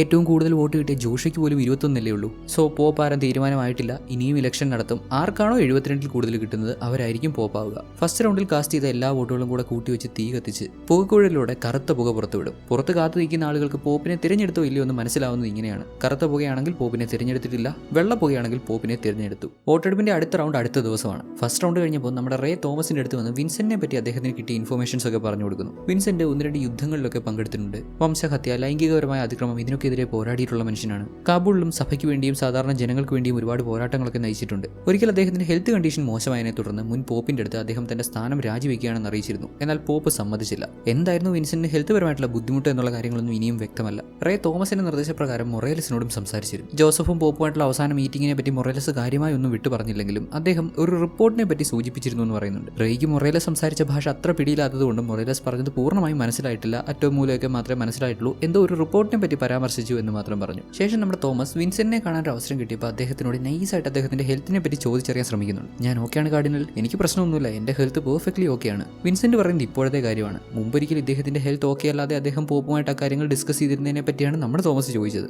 തോമസ് അക്കാര്യങ്ങളെ പറ്റി കൂടുതൽ കുത്തി ചോദിക്കും ആലോചിക്കുന്നൊന്നുമില്ല. വിൻസെന്റ് ഇവിടെ വന്നിട്ട് വളരെ കുറച്ചല്ലേ ആയുള്ളൂ. ഇവിടെയുള്ള കാർഡിനൽസിലെ ആരെയും അദ്ദേഹത്തിന് പേഴ്സണലി പരിചയവുമില്ല. അതുകൊണ്ട് തന്നെ വിൻസെന്റ് ആർക്കാണ് വോട്ട് ചെയ്യുന്നതെന്ന് തീരുമാനിക്കാനൊക്കെ സമയം കിട്ടിയിരുന്നു എന്ന് തോമസ് ചോദിച്ചപ്പോൾ വിൻസെന്റ് പറയുന്നത് വിൻസെന്റ് നമ്മുടെ ഹീറോയ്ക്കാണ് വോട്ട് ചെയ്തത് എന്നാണ്. നമ്മുടെ തോമസിന് കിട്ടിയ 5 വോട്ടുകളിൽ 1 വോട്ട് ചെയ്തത് വിൻസെന്റ് ആണ്. വിൻസെന്റ്, നിങ്ങൾ എന്നെ ഒരു സീരിയസ് കാൻഡിഡേറ്റ് ആയിട്ട് കണക്കാക്കണ്ട. ഞാൻ എന്തായാലും വിജയിക്കാനും പോകുന്നില്ല. കോൺക്ലേവിന് ശേഷം ഞാൻ എൻ്റെ ഈ സ്ഥാനം തന്നെ രാജിവെച്ച് റോമിൽ തന്നെ പോയേക്കാമെന്നാണ് ആലോചിക്കുന്നത്. എന്താ കാർഡിനൽ അങ്ങനെ ഒരു തീരുമാനം എടുത്തത്? അത് എന്താണെന്ന് വെച്ചാൽ എനിക്ക് എൻ്റെ വിശ്വാസങ്ങളിൽ കുറേ ഡിഫിക്കൽട്ടീസ് നേരിടേണ്ടി വരുന്നു, പ്രത്യേകിച്ച് പ്രാർത്ഥനകളിലൊക്കെ. സോ എൻ്റെ ഒപ്പീനിയനിൽ നിങ്ങൾ എനിക്ക് വോട്ട് ചെയ്യുന്നതിന് പകരം മറ്റാർക്കെങ്കിലും വോട്ട് ചെയ്യുന്നതാവും നല്ലത്. ദെൻ നമ്മുടെ തോമസ് ആൾഡോയുടെ അടുത്ത് ചെല്ലുമ്പോൾ ആൾഡോ ഇദ്ദേഹത്തോട് ഇത്തിരി ദേഷ്യത്തിലാണ് പെരുമാറുന്നത്. എന്തെന്നാൽ നമ്മുടെ ഹീറോ ഉൾപ്പെടെ ആൾഡോയെ സപ്പോർട്ട് ചെയ്യുന്നവരെല്ലാം ആൾഡോയ്ക്ക് വോട്ട് ചെയ്യത്തുള്ളൂ എന്ന് പറഞ്ഞിരുന്നെങ്കിലും നമ്മുടെ ഹീറോയ്ക്ക് 5 വോട്ട് കിട്ടിയില്ലേ? ആ 5 വോട്ടുകൾ കൂടി ആൾഡോയ്ക്ക് കിട്ടിയിരുന്നെങ്കിൽ 22 വോട്ടുകളുമായി ആൾഡോ 1ാം സ്ഥാനത്ത് വന്നേനെ. തോമസ് ഇതുവരെ പൊതുവായിട്ട് ആൾഡോയ്ക്ക് വേണ്ടി സംസാരിച്ചിട്ടില്ല. ആൾഡോയ്ക്ക് വേണ്ടി ഇദ്ദേഹം സംസാരിക്കുമായിരുന്നുണ്ടെങ്കിൽ ആ വോട്ട് കൂടി ആൾഡോയ്ക്ക് കിട്ടിയേനെയും ഇദ്ദേഹം അങ്ങനെ ചെയ്യണമെന്നുള്ളൊരു ടോണിലാണ് ആൾഡോ സംസാരിക്കുന്നത്. തോമസ് ആവട്ടെ തനിക്ക് പോപ്പാവണമെന്നൊരു ആഗ്രഹമേ ഇല്ല, ഇതുവരെ അങ്ങനെ ആഗ്രഹിച്ചിട്ടേ ഇല്ലെന്നാണ് സംസാരിക്കുന്നതെന്നുണ്ടെങ്കിലും ആൾഡോ സമ്മതിക്കുന്നില്ല. എല്ലാ കാർഡിനലിനും പോപ്പാവണമെന്ന് ആഗ്രഹമുണ്ട്, നിങ്ങൾക്കും അങ്ങനെ ആഗ്രഹമുണ്ട്, അത് മറച്ചു വെക്കൊന്നും വേണ്ട എന്ന് പറഞ്ഞ് പുള്ളി ദേഷ്യപ്പെട്ട് അവിടെ നിന്ന് മാറിപ്പോയി. അന്ന് രാത്രി തോമസ് വളരെയധികം വിഷമത്തോടെയാണ് കിടന്നുറങ്ങുന്നത്. രാത്രി ഒരു പോയിന്റ് ആയപ്പോൾ ഇവരുടെയൊക്കെ റൂമിന് പുറത്ത് ഒരു സ്ത്രീ സംസാരിക്കുന്ന പോലെ ശബ്ദം കേട്ടു. ഇദ്ദേഹം പുറത്തിറങ്ങി നോക്കിയപ്പോൾ ഒരു കന്യാസ്ത്രീ അതുവഴി ഓടിപ്പോകുന്നു. അതാരാണെന്ന് വ്യക്തമായില്ല. എങ്കിലും ഈ സമയത്ത് ഒരു കന്യാസ്ത്രീ ഇവിടെ എന്ത് ചെയ്യുമായിരുന്നു? കാർഡിനൽസിന് വേണ്ടി പ്രത്യേകം അറേഞ്ച് ചെയ്തിരിക്കുന്ന മുറികളാണ് ഇവിടെയൊക്കെ. കന്യാസ്ത്രീ ഈ സമയത്ത് ഇവിടെ വരേണ്ട കാര്യം എന്താണ്? കട്ട് ചെയ്താൽ അടുത്ത ദിവസം 2ാം റൗണ്ട് വോട്ടെടുപ്പ്. ഇത്തവണയും ആർക്കും പോപ്പാവാനുള്ള ഭൂരിപക്ഷം കിട്ടിയില്ല. പോപ്പാവാൻ ഒട്ടും ആഗ്രഹമില്ലെന്ന് പറയുന്നത് നമ്മുടെ തോമസിന് വീണ്ടും വോട്ടുകൾ കൂടി. അദ്ദേഹത്തിന് 5 വോട്ടിൽ നിന്ന് 9 വോട്ടായി. കഴിഞ്ഞ തവണ 1 വോട്ട് മാത്രം കിട്ടിയ വിൻസെന്റിന് ഇപ്പോൾ 2 വോട്ടായിട്ടുണ്ട്. അധികം താമസിയാതെ 3ാം റൗണ്ട് വോട്ടെടുപ്പ് ഉടൻ തന്നെ നടത്തുന്നു. ഇത്തവണ നമ്മുടെ കാർഡിനൽ ജോഷുവയ്ക്ക് 52 വോട്ടുകൾ കിട്ടുന്നുണ്ട്. ഗോഫ്രെഡോയ്ക്ക് 30ഉം ജോസഫിന് 10ഉം. 3ാം റൗണ്ടിൽ ആൾഡോയ്ക്ക് ഒരു 9 വോട്ടാണ് കിട്ടുന്നത്. നമ്മുടെ തോമസിന് ഇത്തവണ 5 വോട്ട് കിട്ടുന്നുണ്ട്. 3ാം റൗണ്ടിൽ കാബൂളിലെ കാർഡിനലായ വിൻസെന്റിന് 4 വോട്ട് കിട്ടി. ജോഷുവായും ഗോഫ്രെഡോയും ഒക്കെ അവരുടെ ഭൂരിപക്ഷം കൂട്ടുന്നുണ്ടെങ്കിലും ഇപ്പോഴും അവർക്ക് വിജയിക്കാൻ ആവശ്യമായിട്ടുള്ള വോട്ടുകൾ കിട്ടിയിട്ടില്ല. 3 റൗണ്ട് കഴിഞ്ഞപ്പോഴേക്കും നഗരത്തിൽ അത്യാവശ്യം വലിയൊരു സ്ഫോടനം ഉണ്ടായി. ആരാണ് സ്ഫോടനം ഉണ്ടാക്കിയത്, എന്താണ് ആക്ച്വലി സംഭവിച്ചതെന്നുള്ള കാര്യങ്ങളൊക്കെ തിരക്കി വരുന്നതേ ഉള്ളൂ. സ്ഫോടനത്തിൽ ആരുടെയും മരണം ഇതുവരെ റിപ്പോർട്ട് ചെയ്തിട്ടില്ല. കുറേ ആളുകൾക്ക് സീരിയസ് ആയിട്ടുള്ള പരിക്ക് പറ്റി ഹോസ്പിറ്റലിലാണെന്നുള്ള വാർത്ത മാത്രമാണ് കിട്ടുന്നത്. ഇക്കാര്യങ്ങൾ റേ നമ്മുടെ തോമസിനെ അറിയിക്കുന്നുണ്ടെങ്കിലും തോമസ് ഒരു കാരണവശാലും മറ്റ് കാർഡിനൽസ് ഇക്കാര്യം അറിയരുതെന്ന് പ്രത്യേകം പറയുന്നുണ്ട്. വോട്ടെടുപ്പ് കഴിയുന്നവരെ പുറം ലോകത്ത് എന്താ സംഭവിക്കുന്നതെന്ന് മറ്റ് കാർഡിനൽസ് അറിയരുത്. അത് അവരുടെ തീരുമാനത്തെ സ്വാധീനിച്ചേക്കാം. അവർ വോട്ട് ചെയ്യാൻ ഉദ്ദേശിക്കുന്ന ആൾക്കായിരിക്കത്തില്ല അവർ വോട്ട് ചെയ്യുന്നത്. ഫോർ എക്സാമ്പിൾ, ഇപ്പോൾ ഈ സ്ഫോടനം ഉണ്ടാക്കിയത് മറ്റേതെങ്കിലും മതത്തിൽപ്പെട്ട ആളാണെന്ന് വെക്കുക. അങ്ങനെയെങ്കിൽ സ്വാഭാവികമായിട്ടും ഈ കാർഡിനൽസിൻ്റെ ഉള്ളിൽ ഒരു ചിന്ത ഉണ്ടാവുമല്ലോ, നമ്മുടെ മതത്തെ സ്ട്രോങ് ആയിട്ട് പിടിക്കുന്ന മറ്റു മതങ്ങളെ എതിർക്കുന്ന ആൾ തന്നെ പോപ്പാകണമെന്ന്. അറ്റ്ലീസ്റ്റ് ഒരാൾക്കെങ്കിലും അങ്ങനെ ഒരു മനമാറ്റം ഉണ്ടാവാനുള്ള ചാൻസ് ഉണ്ടല്ലോ. ആയതിനാൽ തന്നെ പുറം ലോകത്ത് എന്ത് സംഭവിച്ചാലും ആ ന്യൂസ് അകത്ത് വരാതെ ശ്രദ്ധിക്കണമെന്ന് പ്രത്യേകം റേയോട് പറഞ്ഞിട്ടാണ് തോമസ് മാറിപ്പോകുന്നത്. ശേഷം കാർഡിനൽസ് എല്ലാം ഒരുമിച്ചിരുന്ന് ഭക്ഷണം കഴിക്കുന്നു. സിസ്റ്റേഴ്സ് അവർക്ക് വേണ്ട ഭക്ഷണം വിളമ്പി കൊടുക്കുന്നു. 3 റൗണ്ട് കഴിഞ്ഞപ്പോൾ തന്നെ ആൾഡോയ്ക്കൊക്കെ ഏതാണ്ട് ഒരു ഉറപ്പായ മട്ടാണ്, അതായത് സഭയിലെ അടുത്ത പോപ്പ് ആകാൻ പോകുന്നത് ജോഷുവയാണെന്ന്. അങ്ങനെയാണ് സംഭവിച്ചാൽ ചരിത്രത്തിലെ ആദ്യ ആഫ്രിക്കൻ പോപ്പ് ആകും അദ്ദേഹം. ഇത് പറഞ്ഞുകൊണ്ട് നാവെടുത്തില്ല. അപ്പോഴേക്കും ജോഷു ഒക്കെ ഇരിക്കുന്ന അവിടെ ഒരു പാത്രം താഴെ വീഴുന്ന ശബ്ദവും ഒരു സിസ്റ്റർ അവിടുന്ന് പേടിച്ച് ഓടിപ്പോകുന്നതാണ് ഇവർ കാണുന്നത്. എന്താ സംഭവിച്ചതെന്ന് പറഞ്ഞ് എല്ലാവരും തിരിഞ്ഞു നോക്കുമ്പോൾ ജോഷു ദേഷ്യപ്പെട്ട് എഴുന്നേറ്റ് പോകുന്നു. എന്തോ അവിടെ സംഭവിച്ചു. ആ സിസ്റ്റർ എന്തിനാണ് ഓടിപ്പോയത്? ജോഷു എന്തിനാണ് ദേഷ്യപ്പെട്ട് എഴുന്നേറ്റ് പോയി? കാര്യം എന്താണെന്ന് അറിയാൻ സിസ്റ്ററോട് സംസാരിക്കാൻ വേണ്ടി നമ്മുടെ തോമസ് ചെല്ലുന്നു. അങ്ങോട്ട് ഇന്നപ്പോൾ സിസ്റ്റേഴ്സിന്റെ ഹെഡായ സിസ്റ്റർ ആഗ്നസ് നമ്മുടെ ഹീറോയെ തടയുവാണ്. സിസ്റ്റേഴ്സിന്റെ കാര്യമൊക്കെ നോക്കാൻ ആഗ്നസ് ഇവിടെ ഉണ്ട്, അവിടെ കാർഡിനലിന്റെ ആവശ്യമില്ലെന്ന്. അത് ശരിയാണ്, പക്ഷേ ഇപ്പോൾ ഇവിടെ ഈ കോൺക്ലേവ് കണ്ടക്ട് ചെയ്യുന്നത് ഞാനാണ്, എനിക്ക് സിസ്റ്ററോട് സംസാരിക്കണം എന്നും പറഞ്ഞ് കാർഡിനൽ അകത്ത് കയറി പേടിച്ച് ഓടിപ്പോയ സിസ്റ്ററോട് സംസാരിക്കുന്നു. എന്താണ് സംഭവിച്ചത്, ജോഷു എന്തുകൊണ്ടാണ് അങ്ങനെ റിയാക്ട് ചെയ്തത് എന്നൊക്കെ പറഞ്ഞ് ചോദിച്ചപ്പോൾ ഈ സിസ്റ്റർ പറയാൻ തയ്യാറാവുന്നില്ല. ഇവരൊരുമാതിരി പേടിച്ചിങ്ങിരിക്കുകയാണേ. 1-2 തവണ പിന്നെയും നമ്മുടെ തോമസ് ചോദിച്ചു. സ്റ്റിൽ ഈ സിസ്റ്റർ പറയുന്നില്ല. അവസാനം തോമസ്, നോക്ക്, നിനക്ക് എന്തെങ്കിലും പറയാനുണ്ടെങ്കിൽ നീ എൻ്റെ അടുത്ത് കുമ്പസാരമായിട്ട് പറ. നിനക്കും അറിയാലോ കുമ്പസാര രഹസ്യം പുറത്ത് പറയാൻ പറ്റത്തില്ല, ഞാനിത് ആരോടും പറയത്തില്ല എന്ന് പറഞ്ഞപ്പോൾ എന്താണ് യഥാർത്ഥത്തിൽ സംഭവിച്ചത് എന്ന് ആ സിസ്റ്റർ പറഞ്ഞു കൊടുക്കുന്നു. സംഭവം കേട്ട് തോമസ് ആകെ അങ്ങ് ഞെട്ടിപ്പോയി. ഈ ജോഷു ഉണ്ടല്ലോ, പോപ്പാകാൻ ശ്രമിക്കുന്ന ജോഷുവ, ആ പുള്ളിക്കാരനും ഈ സിസ്റ്ററും തമ്മിൽ ലൈംഗിക ബന്ധം ഉണ്ടായിട്ടുണ്ടെന്ന്. ഒരുപാട് വർഷങ്ങൾക്ക് മുന്നെയാണ്. അന്ന് ജോഷുവ ഇത്ര വലിയ പൊസിഷനിലൊന്നും ആയിരുന്നില്ല. ഇരുവരും ഇങ്ങനെയുള്ള ബന്ധം വെച്ച് പുലർത്തിയിരുന്നു. അതിൽ ഇവർക്കൊരു കുഞ്ഞും ജനിച്ചു. കുഞ്ഞിനെ മറ്റൊരിടത്ത് നിർത്തിയിരിക്കുകയാണ്. ഇദ്ദേഹമാണ് അതിന്റെ അച്ഛനെന്നോ ഈ സിസ്റ്റർ അതിന്റെ അമ്മയാണെന്നോ ഒന്നും അതിനറിയില്ല. അന്നൊരു പ്രായത്തിൽ ഇങ്ങനെയുള്ള ബന്ധം ഉണ്ടായിരുന്നെങ്കിലും പിന്നെ ഈ ജോഷുവ ഈ സിസ്റ്ററിനെ കാണാതായി. രണ്ടുപേരും ഒരുപാട് ഡിസ്റ്റൻസിലൊക്കെ ആയി. എന്നാൽ ഇപ്പോൾ ഈ കോൺക്ലേവ് നടക്കുന്ന സമയത്ത് എങ്ങനെയോ ഈ സിസ്റ്റർ ഇവിടെ എത്തിപ്പെട്ടു. ആരെയോ ഇവരെ ഇങ്ങോട്ട് കൊണ്ടുവന്നു. ഇത്ര പ്രധാനപ്പെട്ട ഒരു മൊമെന്റിൽ ഈ സിസ്റ്റർ ഇവിടെ എത്തിയപ്പോൾ ജോഷുവയുടെ കയ്യിൽ നിന്ന് പോയി. ഇദ്ദേഹം എല്ലാവരുടെയും മുന്നിൽ വെച്ച് അങ്ങനെ റിയാക്ട് ചെയ്തുകൊണ്ട് തോമസ് ആയിട്ട് സംഭവിച്ച കാര്യങ്ങൾ എല്ലാവരോടും തുറന്നു പറഞ്ഞില്ലെങ്കിലും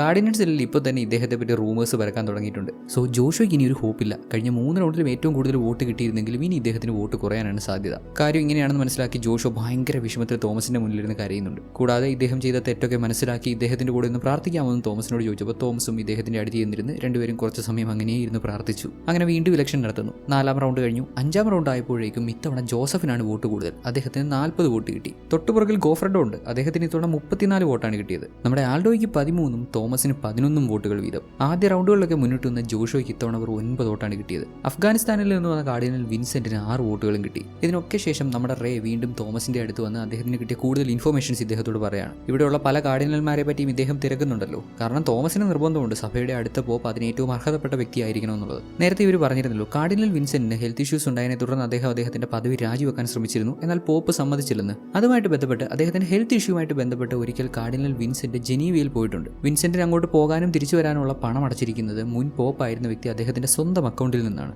അതായത് വിൻസെന്റിന്റെ ചികിത്സയ്ക്ക് മുൻ പോപ്പ് സഹായിച്ചിട്ടുണ്ട്. വിൻസെന്റ് എന്ത് തരത്തിലുള്ള ആരോഗ്യ പ്രശ്നമാണ് നേരിട്ടതെന്നുള്ള കാര്യം മുൻ പോപ്പിന് അറിയാം. ഈ ഇൻഫോർമേഷൻ ഒക്കെ കേട്ട് കഴിഞ്ഞ് നമ്മുടെ തോമസ് പറയാണ് ഇനി ഒരു അന്വേഷണം വേണ്ട, അന്വേഷണം ഇവിടെ വെച്ച് അവസാനിപ്പിച്ചോളാം. എന്തുകൊണ്ടെന്നാൽ അന്വേഷിച്ച് പോയപ്പോൾ കണ്ടുപിടിക്കാൻ പറ്റിയത് എന്താണ്? ജോഷുവയ്ക്ക് സഭയിലെ ഒരു കന്യാസ്ത്രീയുമായിട്ട് ബന്ധമുണ്ടായിരുന്നു, അത്തരത്തിലുള്ള ബന്ധമുണ്ടായിരുന്നുവെന്ന്. ഇനിയും ഇവരുടെ അന്വേഷണം ഇങ്ങനെ നീണ്ടാൽ പോപ്പാവാൻ മത്സരിക്കുന്ന പലരെ പറ്റിയും കൂടുതൽ രഹസ്യങ്ങൾ പുറത്തു വരും. സഭയ്ക്ക് തന്നെ നാണക്കേടുണ്ടാക്കാവുന്ന പല രഹസ്യങ്ങളും പുറത്തു വന്നിരിക്കും. തോമസിന് എന്തോ ഇപ്പോൾ ഇതങ്ങോട്ട് അക്സെപ്റ്റ് ചെയ്യാൻ സാധിക്കുന്നില്ല. എന്താന്ന് വെച്ചാൽ സംഭവിക്കട്ടെ, ദൈവത്തിന്റെ ആഗ്രഹം പോലെ സംഭവിക്കട്ടെ, ആരെങ്കിലും പോപ്പാവട്ടെ എന്നാണ് ഇദ്ദേഹം ഇപ്പോൾ പറയുന്നത്. 5 റൗണ്ട് കഴിഞ്ഞപ്പോഴും ആൾഡോയ്ക്ക് ആവശ്യത്തിനുള്ള വോട്ട്സ് കിട്ടുന്നില്ല. അദ്ദേഹത്തിന്റെ വോട്ട്സ് ഇങ്ങനെ കൂടിയും കുറഞ്ഞു നിൽക്കുവാണല്ലോ. ആൾഡോ എന്തായാലും പോപ്പാവത്തുള്ളൂ എന്നുള്ള കാര്യം ഇതിനോടകം തന്നെ ഉറപ്പായിട്ടുണ്ട്. ഇവരെയൊക്കെ സംബന്ധിച്ചിടത്തോളം ഗോഫ്രഡോ പോപ്പാവാൻ പാടില്ല, മറ്റൊരാളെ സപ്പോർട്ട് ചെയ്തേ പറ്റൂ. ഇപ്പോൾ കറന്റ് കൂടുതൽ വോട്ട്സ് കിട്ടിയിരിക്കുന്നത് ജോസഫിനല്ലേ. സോ ആൾഡോയുടെ സപ്പോർട്ടേഴ്സിനെ കൊണ്ട് അതേപോലെ നമ്മുടെ തോമസിന് വോട്ട് ചെയ്യുന്നവരെ കൊണ്ട് ഇവരെയൊക്കെ കൊണ്ട് ജോസഫിന് വോട്ട് ചെയ്യിപ്പിച്ച് അദ്ദേഹത്തെ ഭൂരിപക്ഷത്തിൽ എത്തിക്കാമെന്നാണ് ഇപ്പോൾ തീരുമാനം. കാരണം ഇവരെ സംബന്ധിച്ചിടത്തോളം എന്ത് വില കൊടുത്തും ഗോഫ്രഡോ പോപ്പാവുന്നത് തടഞ്ഞേ പറ്റൂ. പഴമവാദിയായി അദ്ദേഹം പോപ്പായി കഴിഞ്ഞാൽ അത് സഭയെ പിന്നോട്ടേ കൊണ്ടുപോകത്തുള്ളൂ, മുന്നോട്ട് കൊണ്ടുപോകത്തില്ലെന്ന് ഇവർക്കറിയാം. അതുകൊണ്ട് ആൾഡോയെ സപ്പോർട്ട് ചെയ്യുന്നവരോടൊക്കെ ഇവർ ജോസഫിന് വോട്ട് ചെയ്യാൻ പറഞ്ഞു. നമ്മുടെ തോമസിനെ സപ്പോർട്ട് ചെയ്യുന്ന ഒരാളുണ്ടല്ലോ വിൻസെന്റ്.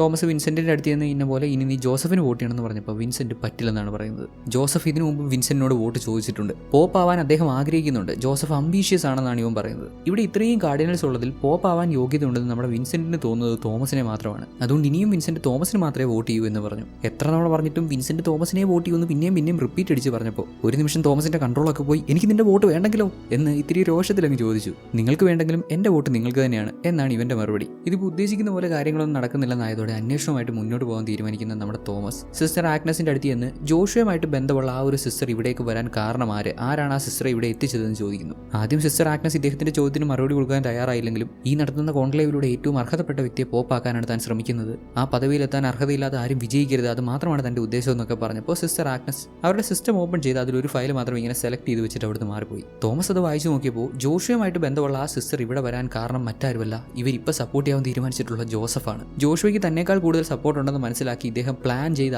ആ കന്യാസ്ത്രീയെ ഇവിടെ വരുത്തിയതാണ്. ഇക്കാര്യങ്ങളൊക്കെ ജോസഫിന്റെ അടുത്ത് എന്ന് ചോദിച്ചപ്പോൾ ഒബ്വിയസ്ലി അദ്ദേഹത്തിന് ഇതിനെപ്പറ്റി യാതൊരു അറിവുമില്ലെന്നാണ് പുള്ളി പറയുന്നത്. എന്നാൽ തോമസ് ചോദ്യം കടുപ്പിച്ചപ്പോൾ ഇതൊന്നും നടന്നത് തന്റെ ആഗ്രഹപ്രകാരമല്ല, മുൻ പോപ്പാണ് ആ കന്യാസ്ത്രീയെ ഈ സമയത്ത് ഇവിടെ എത്തിക്കണമെന്ന് തന്നോട് ആവശ്യപ്പെട്ടത്, താൻ അദ്ദേഹത്തിന്റെ ഓർഡർ അനുസരിക്കുക മാത്രമാണ് ചെയ്തതെന്ന് ഇങ്ങേര് പറഞ്ഞു. വീണെടുത്ത് കിടന്ന് ഉരുളാൻ മിടുക്കനാണ് പുള്ളി. മുൻ പോപ്പം മരിച്ചു പോയോണ്ട് ഇനിയിപ്പോൾ അദ്ദേഹത്തോട് പോയി ചോദിക്കാൻ പറ്റത്തില്ലല്ലോ. ഇങ്ങനെയൊക്കെ ആയതോടെ മറ്റൊരു വഴിയുമില്ലാതെ ഒരു കടുത്ത കൈ ചെയ്യാൻ നമ്മുടെ തോമസ് തീരുമാനിച്ചു. മരണപ്പെട്ട പോപ്പിന്റെ മുറി ഇപ്പോൾ സീൽ ചെയ്തിട്ടിരിക്കുകയാണെങ്കിലും പുതിയ പോപ്പിന് മാത്രമേ സീല് പൊട്ടിച്ച് അകത്തേക്ക് പ്രവേശിക്കാൻ സാധിക്കുകയുള്ളൂ, അങ്ങനെയാണ് നിയമം അനുവദിക്കുന്നതെങ്കിലും മുൻ പോപ്പിന്റെ മുറിയിൽ നിന്ന് ഇദ്ദേഹം ഇപ്പോൾ അന്വേഷിക്കുന്ന ചോദ്യങ്ങൾക്കുള്ള ഉത്തരം എന്തെങ്കിലും കിട്ടുമെന്ന് അറിയാനായിട്ട് ഇദ്ദേഹം സീല് പൊട്ടിച്ച് റൂമിനകത്ത് കയറി. റൂമിനുള്ളിലുള്ള കാര്യങ്ങളൊക്കെ തോമസ് ഇങ്ങനെ പരിശോധിച്ച് വരുമ്പോൾ ഇതുവഴി പാസ് ചെയ്ത സിസ്റ്റർ ആഗ്നസ് റൂമിന്റെ സീല് പൊട്ടിച്ചിരിക്കുന്നത് കണ്ടു. ആരോ സീല് പൊട്ടിച്ച് റൂമിനകത്ത് കയറിയെന്ന് അവർക്ക് മനസ്സിലായി. ഇപ്പോൾ ഒരുപാട് ചോദ്യങ്ങളുമായിട്ട് ഉത്തരങ്ങൾ അന്വേഷിക്കുന്നത് തോമസ് ആണല്ലോ. അദ്ദേഹം തന്നെ ആയിരിക്കുന്ന സിസ്റ്ററിന് ഗസ് ഉണ്ടാവാം. എന്തുകൊണ്ടോ പുള്ളിക്കാരി ഇക്കാര്യം കാണുന്നുണ്ടെങ്കിലും അറിയുന്നുണ്ടെങ്കിലും മറ്റാരെയും ഇത് അറിയിക്കാൻ പോകുന്നില്ല. പോപ്പിന്റെ മുറി മുഴുവൻ തിരിഞ്ഞെങ്കിലും ഇദ്ദേഹം ഉദ്ദേശിക്കുന്ന പോലെയുള്ള ഉത്തരങ്ങളൊന്നും കിട്ടിയില്ല. നിയമം തെറ്റിച്ച് സീല് പൊട്ടിച്ച് അകത്ത് കയറുകയും ചെയ്തു. ഇദ്ദേഹം ഉദ്ദേശിക്കുന്ന ഉത്തരങ്ങളും കിട്ടിയില്ല. ഒരുമാതിരി അങ്ങ് വിഷമിച്ച് പഴയ പോപ്പിന്റെ കണ്ണാടി ഇങ്ങനെ കയ്യിലെടുത്ത് വെച്ച് ഇദ്ദേഹം പൊട്ടിക്കരയുന്നുണ്ട്. ഇങ്ങനെ കരഞ്ഞുകൊണ്ടിരിക്കുന്നതിനിടെയാണ് പോപ്പിന്റെ കട്ടിലിന്റെ ബാക്കിലായിട്ട് ചെറിയൊരു അറയുള്ളതും അതിനകത്ത് എന്തോ കുറച്ച് ഡോക്യുമെന്റ്സ് ഇങ്ങനെ വെച്ചിരിക്കുന്നതും കാണുന്നത്.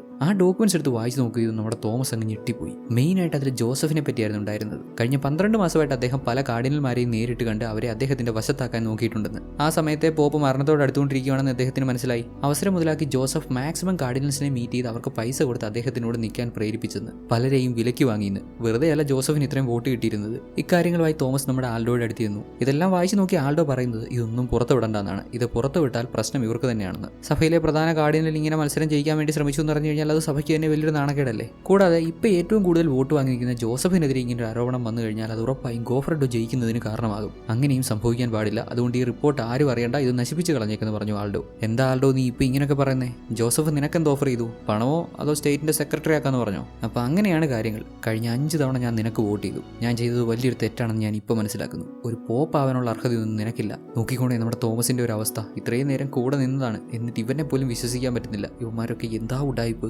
അടുത്ത ദിവസം, അതായത് കോൺക്ലേവിന്റെ 3-ാം ദിവസം, നമ്മുടെ തോമസ് പോപ്പിന്റെ മുറിയിൽ നിന്ന് കിട്ടിയ ആ ഒരു ഡോക്യുമെന്റ്സിന്റെ കോപ്പി എടുക്കുകയാണ്. എല്ലാ കാർഡിനൽമാരെയും ഇക്കാര്യം അറിയിക്കണം. ഇതിനെപ്പറ്റിയുള്ള സത്യാവസ്ഥ എല്ലാവരെയും അറിയിച്ചു കഴിഞ്ഞ് പിന്നെ അവർക്ക് ആർക്ക് വോട്ട് ചെയ്യാൻ തോന്നുന്നു അവർക്ക് വോട്ട് ചെയ്യട്ടെ. ഇദ്ദേഹം കോപ്പി എടുത്തുകൊണ്ടിരിക്കുന്നതിനിടെ ആ മെഷീൻ സ്റ്റക്കായി. ഇദ്ദേഹത്തിന് ഇത് പ്രോപ്പറായിട്ട് പ്രവർത്തിപ്പിക്കാൻ അറിയത്തില്ല. അത് കണ്ടുകൊണ്ട് അങ്ങോട്ട് വരുന്ന സിസ്റ്റർ ആഗ്നസ് ഇദ്ദേഹത്തിന്റെ ആവശ്യം മനസ്സിലാക്കി എല്ലാവർക്കും വേണ്ട കോപ്പി പുള്ളിക്കാരി പ്രിപ്പയർ ചെയ്തോളാം എന്ന് പറഞ്ഞു. എല്ലാ കാർഡിനൽമാർക്കും കോപ്പി പ്രൊവൈഡ് പ്രൊവൈഡ് ചെയ്തു. പലർക്കും അത് ആദ്യം വിശ്വസിക്കാൻ സാധിച്ചില്ല. ഓഫ് കോഴ്സ് ജോസഫ് വലിയ വായിൽ തർക്കിക്കുന്നൊക്കെയുണ്ട്, ഇങ്ങനെയൊന്നും സംഭവിച്ചിട്ടില്ല, അത് അങ്ങനെയാണ് ഇങ്ങനെയാണെന്നൊക്കെ പറഞ്ഞ് പുള്ളി വലിയ വാദങ്ങൾ നിരത്തുന്നുണ്ട്. കാർഡിനൽസ് തമ്മിൽ ഒന്നും രണ്ടും പറഞ്ഞ് അങ്ങോട്ടും ഇങ്ങോട്ടും വലിയ തർക്കമായി. ഇതിനിടെ നമ്മുടെ സിസ്റ്റർ ആഗ്നസ് വന്നു കയറി ഒരു ബോംബ് പൊട്ടിച്ചെന്നേ. നിങ്ങളെല്ലാവരും കരുതുന്ന പോലെ ഞങ്ങൾ സ്ത്രീകളെല്ലാം കണ്ട് മിണ്ടാതിരിക്കേണ്ടവരാണെങ്കിൽ ദൈവം ഞങ്ങൾക്ക് കണ്ണും ചെവിയും വായും ഒന്നും തരേണ്ട ആവശ്യമില്ലായിരുന്നു. എനിക്ക് പറയാനുള്ള കാര്യം നിങ്ങളെല്ലാവരും കേൾക്കണം. ആ കന്യാസ്ത്രീ ഇവിടെ വരാൻ കാരണമായിരുന്നു കാർഡിനൽ തോമസ് എന്നോട് ചോദിച്ചിരുന്നു. അതിനുള്ള ഉത്തരം തേടിയാണ് അദ്ദേഹം ഹോളി ഫാദറിന്റെ റൂമിന്റെ സീല് പൊട്ടിച്ചകത്ത് പ്രവേശിച്ചതെന്ന് ഞാൻ കരുതുന്നു. സത്യം എനിക്കറിയാം. സിസ്റ്റർ ഇങ്ങോട്ട് വരാൻ കാരണം സിസ്റ്ററിനെ ഇവിടെ സ്പെഷ്യലി അപ്പോയിന്റ് ചെയ്തതാണ്. അതിന്റെ ചരടുവലി നടത്തിയത് കാർഡിനൽ ജോസഫാണ്. ഇത്രയും പറഞ്ഞ് ഇങ്ങനൊരു ബോംബ് പൊട്ടിച്ചിട്ട് താങ്ക് യു കാർഡിനൽസ്, ഞാൻ എന്നാ പൊക്കോട്ടെ എന്നും പറഞ്ഞ് പുള്ളിക്കാരി ഒരു പോക്ക്.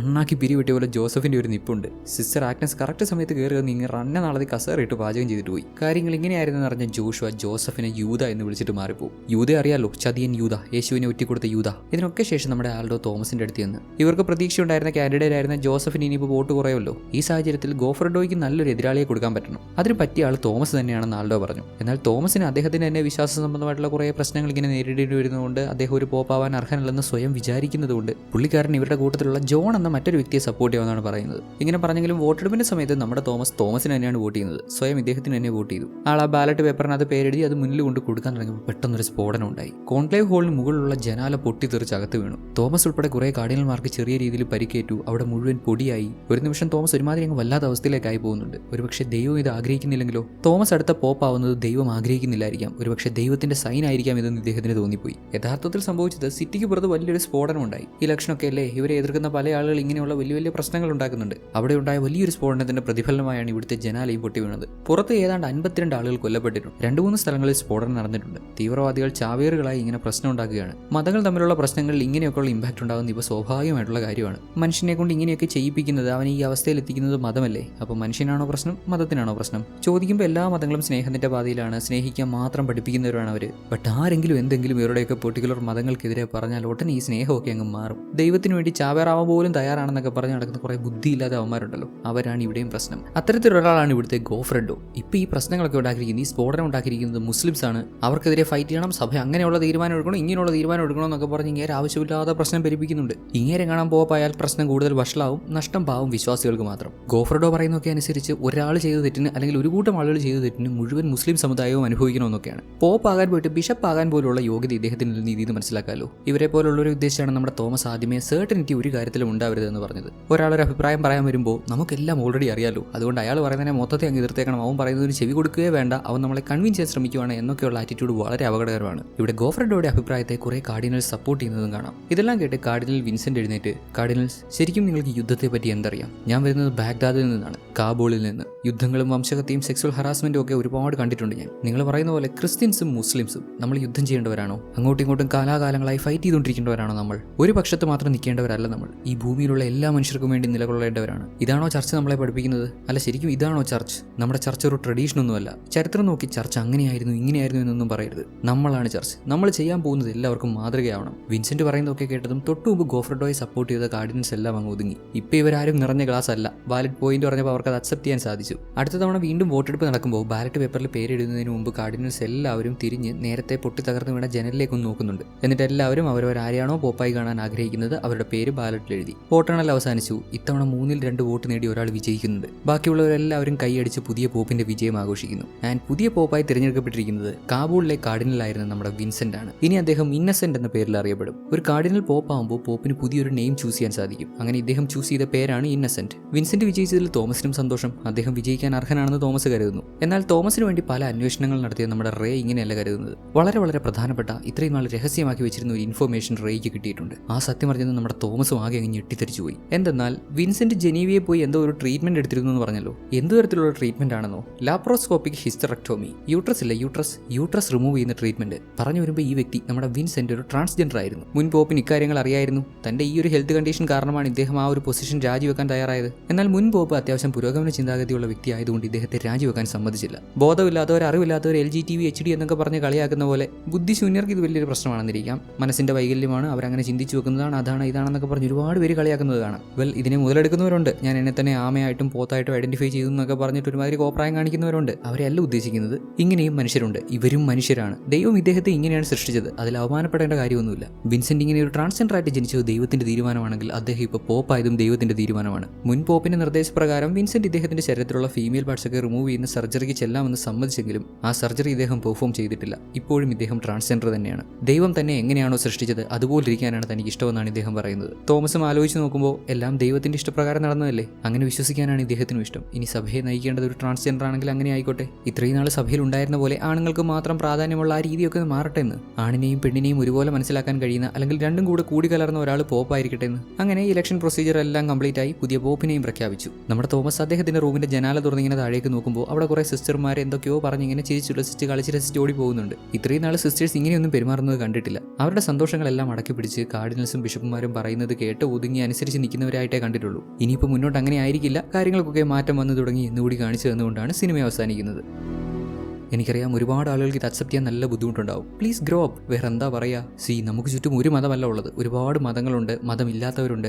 എല്ലാ മതങ്ങളും മതമില്ലാത്തവരും പറയുന്ന കാര്യങ്ങളൊക്കെ കേൾക്കാനും അതിൽ നല്ലതെന്ന് തോന്നുന്നത് അക്സെപ്റ്റ് ചെയ്യാനും മോശം തോന്നുന്നത് തള്ളിക്കളയാനുമുള്ള ബോധം നമുക്കുണ്ടാവണമെന്നുള്ളതാണ്. ജെൻഡേഴ്സിന്റെ കാര്യത്തിൽ ഇതൊക്കെ തന്നെയാണ് പറയാനുള്ളത്. നമ്മൾ കരുതുന്ന പോലെ ആണ് പെണ്ണ് മാത്രമല്ല, മറ്റൊരുപാട് കാറ്റഗറീസ് ഉണ്ട്. അതൊരു മാനസിക വൈകല്യമെല്ലാം തിരിച്ചറിയുക. പിന്നെ ചില വട്ടന്മാർ വന്ന് പറയാറുണ്ട് ഞാൻ എന്നെ തന്നെ എരുമയായിട്ടും പോത്തായിട്ടും ആമയായിട്ടും മറ്റ് പല മൃഗങ്ങളുമായിട്ടൊക്കെ ഐഡന്റിഫൈ ചെയ്യാറുണ്ടെന്ന്. അതൊക്കെ എവിടെയെങ്കിലുമൊക്കെ കൊണ്ട് ചികിത്സിക്കാം. ഇവരൊക്കെ കുറെ ഓവറാവുന്നു.